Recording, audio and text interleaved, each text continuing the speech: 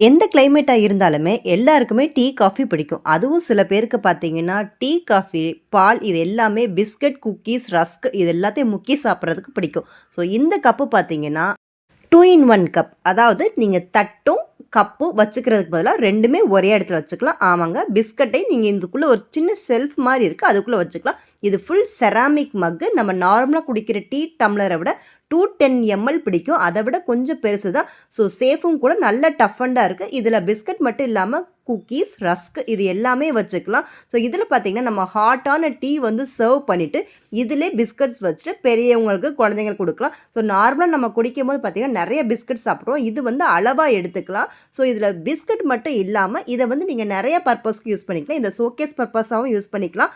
அதே இது French fries, sauce இது எல்லாமே முக்கி சாப்பிட்டுக்கிற மாரி இருக்கும். இது டிஷ் வாஷர் சேஃபும் கூட. இதோட ப்ராடக்ட் லிங்க் இருந்துச்சுன்னா, நான் உங்களுக்கு கமெண்ட்ல குடுக்குறேன். செக் பண்ணி பாருங்க.